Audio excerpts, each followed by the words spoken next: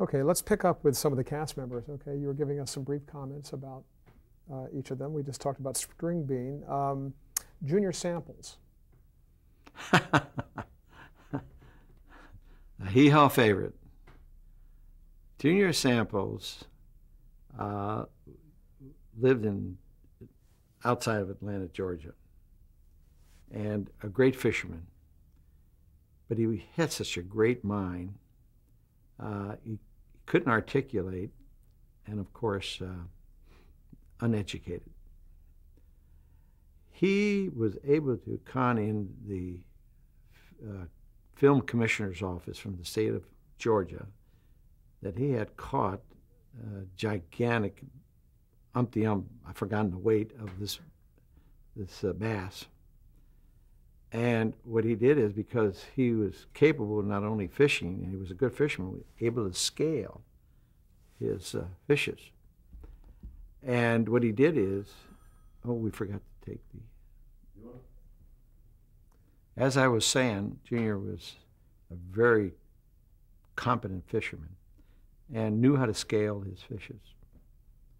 And in this instance, in order to gain attention by the fish commissioner's office, apparently got some other scales from other fishes and put them all together and embellished on the size of the fish he had caught and called them over, and it became a big historical write-up in the newspaper that Junior had caught a huge fish.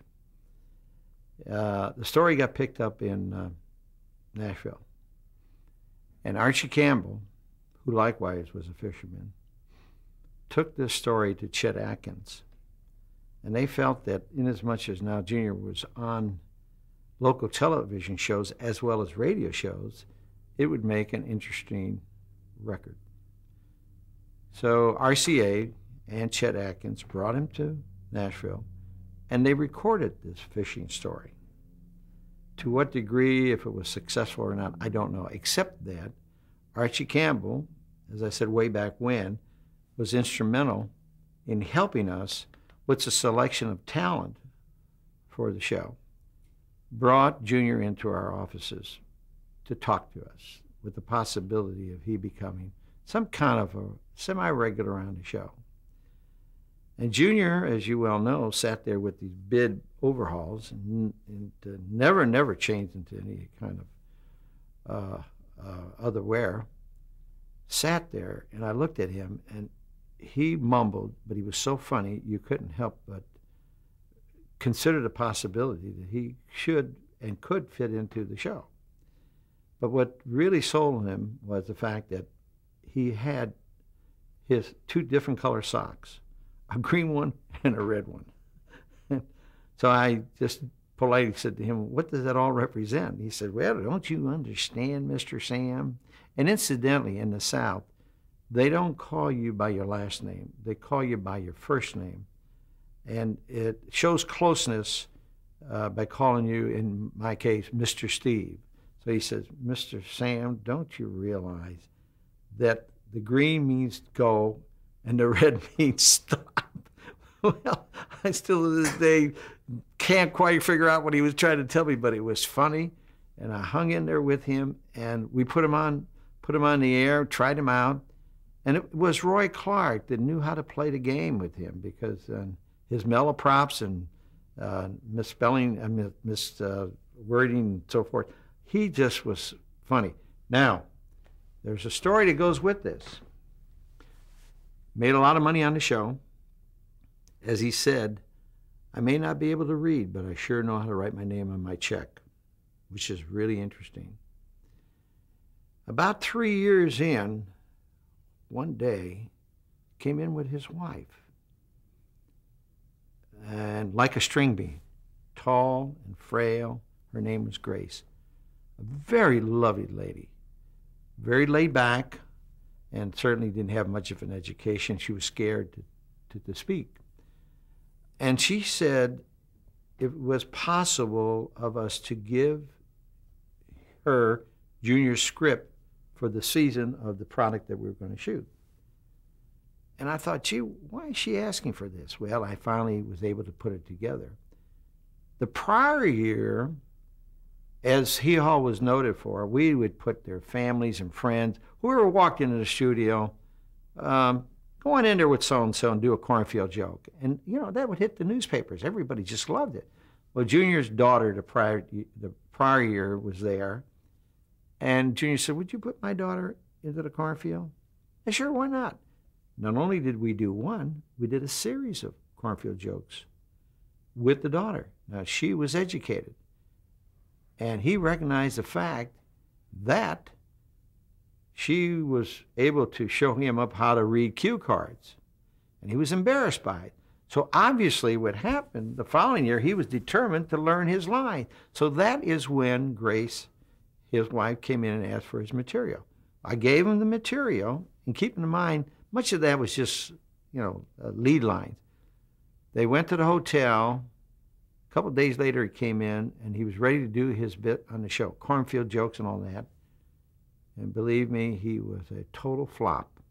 He just went on, and there was no feeling into it because he had memorized his lines. Well, we stayed with it. We thought, well, just let him go ahead and he'll recognize where he went wrong. Well, after those 13 shows aired, he was embarrassed by the fact he was no longer the Junior's sample that he thought he was, the country bumpkin. So anyways, this time we didn't give him the material. He didn't ask. But you know what he did? To make up what he lost out the prior 13 shows because he wasn't funny, he began to overdo it with his material. He was no longer being the real Junior sample. So we had to go in there and tell him, Junior, you know, we recognize the fact that you're just deliberately doing these things on purpose to make a mistake. Now just be yourself, you know. So we corrected that, and he recognized that, and then he went back to being himself. But unfortunately, Junior was a moonshiner. He made maker and drank a little bit, and I think he had hardening of the arteries. And I think in early 1980, he died of a heart condition problem. So that was the end of Junior Sample. But of course, you know, back again to what I said earlier, because I recognize the various unions and so forth. Junior Samples' wife is living on his pension money and residuals, so she's very contented. Next on the list, Minnie Pearl. The darling of all the ladies, not only in country music, but especially on the Grand Ole Opry. Minnie was not necessarily a singer, but we came to the discovery just before she died, and this was through Grandpa Jones, that the man who wrote Piff You're Gone, Bix Reitner, was also the one that wrote the song called Papa Loves Mambo, da-da-da-da-da-da, da-da-da-da-da-da. And little did we know that Minnie Pearl and Grandpa Jones, way back when, had recorded that song.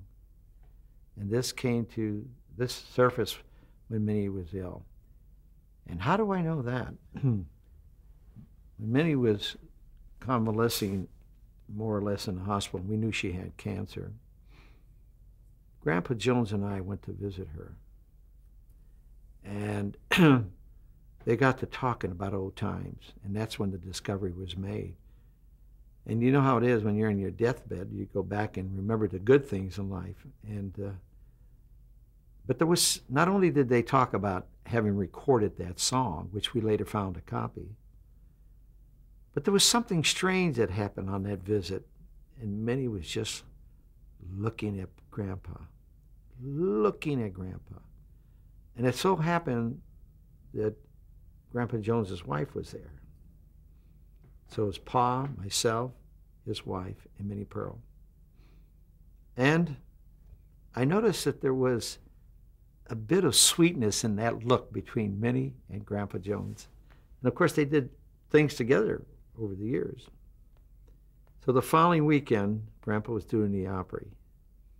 So he and I were in the dressing room, and we always had fun. I used to imitate him. How you doing today, Pa? And he loved it.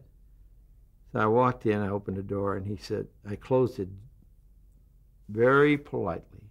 And he looked at me in a mysterious way like something is wrong with Sam today. And I said, Pa, now you need to tell me the truth. I said, we went to see Minnie Pearl last week, and she was staring at you. Now, is there a possibility that you two were going together before you each married your respective spouses? And he said, let's not get into that right now. Forget that. Forget that. We're So the truth came out in a different way. Lovely lady. How was she cast? On her own. We knew of her. Identity. She was a guest on Jonathan Winters. I thought that it was going to be a tough booking for her to be a regular on Hee Haw. So when I said on her own, I was prepared to book her as a guest on the show, keeping in mind that she was not necessarily a singer. And she's the one, when she came in to visit her friends, she's like, well, I'm ready. So, you know, that wide open expression. And certainly I visit with her. And interesting enough, Steve, when you're honest with people and you keep managing agents out, and I know this is going to come back to haunt me, and you tell them what you could afford to pay and so forth, you can make a deal. And, you know, I thought Minnie was going to be an expensive buy, but she was in line with the rest of the salaries. Lovely lady. When she joined the cast, was she already a huge icon in country music and culture, or did it as a comedian, right? Primarily because of the Opry, or with the Opry, and plus the fact that she was a graduate of had a degree in journalism from the University of Belmont College, rather, in Nashville, Tennessee. So she had a very high, support from people in town. That certainly she was a great socialite. Maybe that's the best way to express it. So she was a welcome addition to the show. And incidentally, she was not one of the original cast members. And she laid out some ground rules. One of which was, I will let you know when I can come in. Her preference was to work later in the afternoon. She didn't necessarily appreciate coming in early in the morning, and she didn't really want to go through all that makeup stuff. I mean, to a degree, she accepted that, but she was a business lady.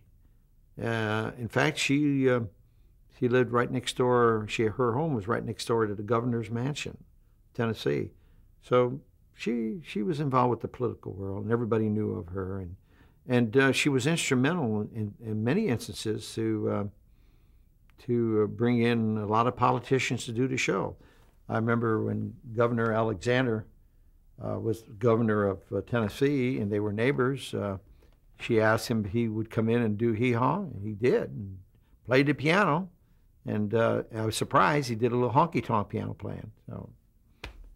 So Minnie was a great addition and very supportive of the show. Why do you think she was so popular? Why do people love her? Because she had the ability to team up with anybody in the business. Roy Acuff, the Hee Haw ladies, the Opry ladies. She wasn't selfish. In other words, she didn't want to be treated as an individual. Everything she did was joint effort with somebody else. Okay, let's continue. Misty Rowe. Misty Rowe is formerly from California. Misty is a very talented young lady, well, still is. At that time, she was a beautiful girl. We brought her on board because of the Marilyn Monroe era. In fact, she was striving to fill that role as a Marilyn Monroe. if there was any one person that I had difficulties with in negotiating deals and contracts, it was Misty, because Misty knew the West Coast angles, and not that she demanded anything, but I think she was just testing me to see, where I would go with her contract. We brought her on because we were hopeful that she would play the role of the dumb blonde. It started out that way, and oh hi, that kind of thing.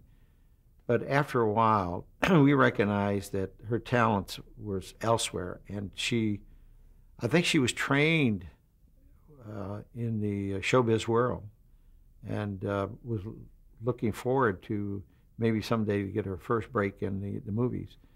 And Misty was very good at reading cue cards. She followed the lines just exactly the way they were written, and her expression and the delivery really made the joke work. She never added or deleted anything from the material. What about Slim Pickens? Well, Slim Pickens, for those of you who don't know, was a regular on another show I did, and that was the Nashville Palace, which was a spinoff of the Hollywood Palace. That was an upscale, very classy country show. A different host each week. We started off with Roy. We had people like Joan Namath and Barbara Mandrell and some of the other folks that were non-country, but we were able to mix them with country people. Slim Pickens played the role of what took place when my peers, John Ellsworth and Frank Peppiatt, did the Perry Como show. If you remember, and if you were a follower of the Perry Como series, he always had an announcer that was never present on stage. It was always done not in disguise, but voiceover from out of nowhere.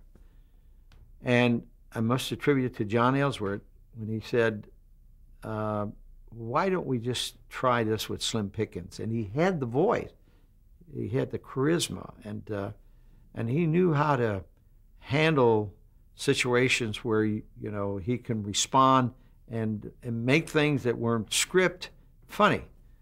So we tried it on the first show when Roy Clark was the host of the Nashville Palace, and it took off. And Slim, as you know, did a whole bunch of movies. He had that reputation, he had that awareness. And then one day he came to me when we were doing the Nashville Palace, and he said, Sam, he said, you got me doing this, but I think the time has come I get some visibility. And we did. So we, again, removed him from that role. He opened the show. He kibitz with the host, and then he would leave the stage. He'd go up to no man's land, and occasionally he would drop in a joke or two away from the stage. And then he liked what we did. He liked how we did it. And one day he said to me, would it be all right if I became a regular in Hee Haw? And, from a scale of where we started of 19 performers, we ended up, when we went off the air, with 52 regulars.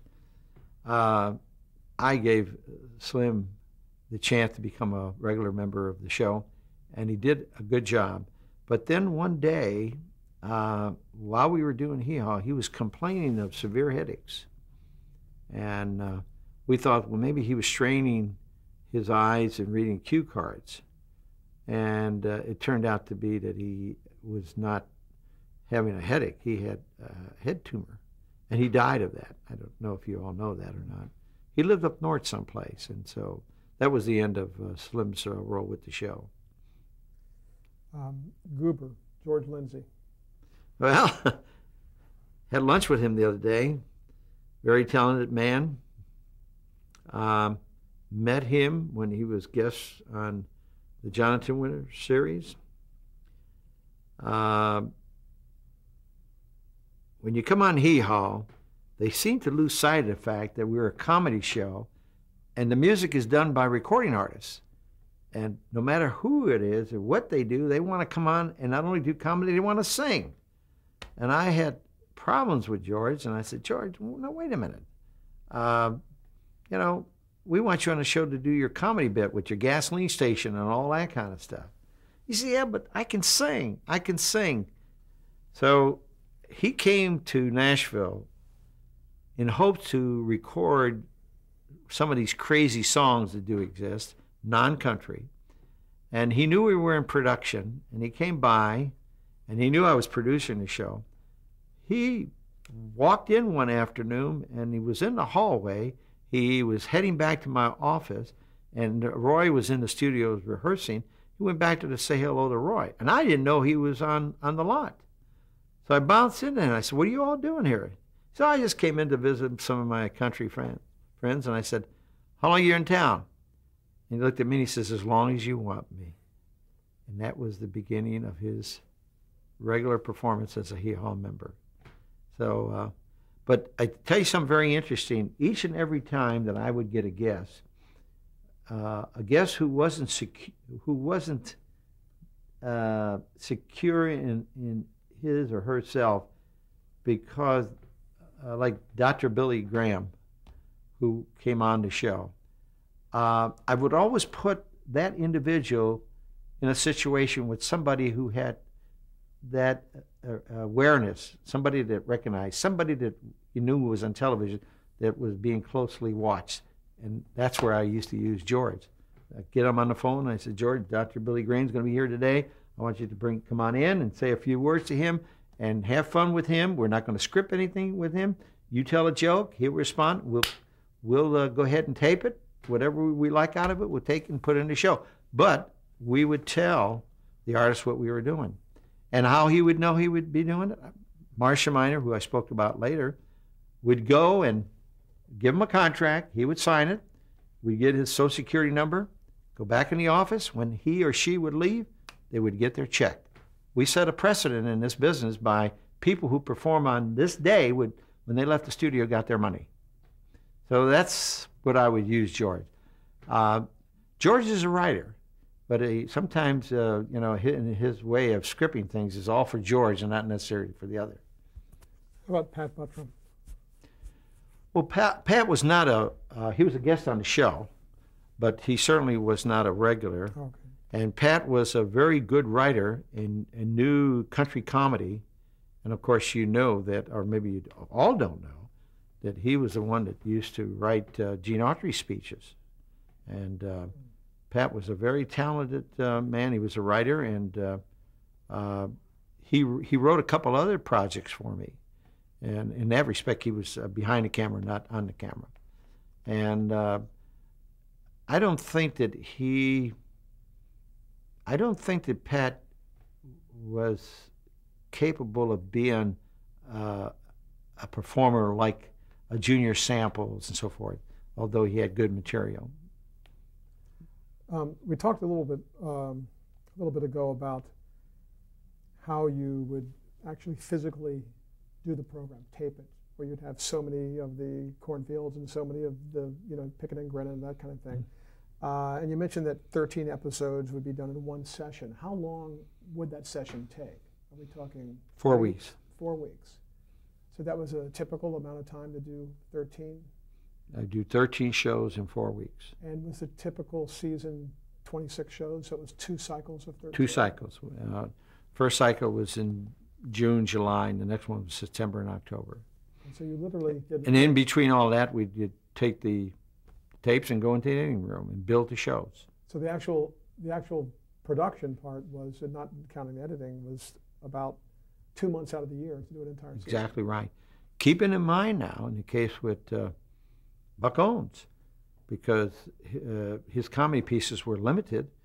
So when I would bring Buck come in, I'd do all his songs first. He would do 13 songs because he was a feature soloist on every show. Then I would do 13 openings with him with the full cast, and then a couple other incidental things. Then I would have a standard opening, which we would cut with Roy and the cast. We would do the close, and then we would do picking and grinning, and he was finished and went home. So Buck, the most he ever spent in Nashville was 1 week. Now, Roy was a different situation. Roy, because he was more cut into comedy and other comedy pieces, the barber shop and so forth, which Buck was not a participant in. He would stay longer. He'd be there about 3 weeks.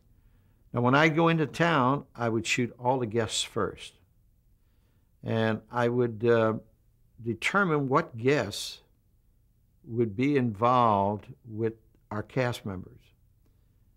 There were, and I'm sorry to say, there were some major guests who did not necessarily want to get into overhauls, who did not want to get into the cornfield. All they wanted to do is do their songs because the label was pushing something that was brand new for them. We'd give them a few gag lines, do their bit, and away they went. So towards that last part of that week, if I knew that that individual would work well, like a Charlie Daniels, I would book Charlie closer to that time period when Roy would be coming in so that they could do some things together because they're both great fiddle players. So it was a scientific approach to how we shot this show, and I'm surprised. Well, I'll tell you the truth. There were several people that tried to copy it but just couldn't do it. I think a lot of it stems from the fact that you got to know your people, you got to know in advance what you're doing, and you got to deal well with your writers. And certainly, if you got that under your belt, then the rest of it flows very, very easily. How would you describe Cornfield County in 2 sentences? An unknown haven. And incidentally, and for the record, we, in 1979, I believe it was, here in Los Angeles, we were embarking to do a movie. And the movie was going to be called Looking for Cornfield County. It's kind of like Andy Griffith. What was their theme place that they were always looking for? What was the name of their town? Mayberry. Mayberry. Thank you. And we all got together, and we called in some people for distribution. And I still have my storyboard, and I put it on a storyboard. I had it budgeted out for $5 million. And the word got around that we were ready to go on to do this movie, and the name of it was Looking for Cornfield County. And it was going to feature Buck Owens, Roy Clark, Minnie Pearl, some of the principals that had awareness. And what they were going to do is get on a hay wagon and just travel all over the country, so to speak. And they would run into the general store, and they would run into the cornfield, and they would run into all the spots that we had on Hee Haw, and they were all looking for Cornfield County. But interesting enough, the Gaylord people had found out about it. They came into town, wanted to finance the movie, which never came off, by the way. And in their conversation, they said, we're great admirers of Hee Haw. Are you interested in selling Hee Haw? And that took place on Cannon Drive, right here in Beverly Hills. And one of the principals says, yeah, you got the money?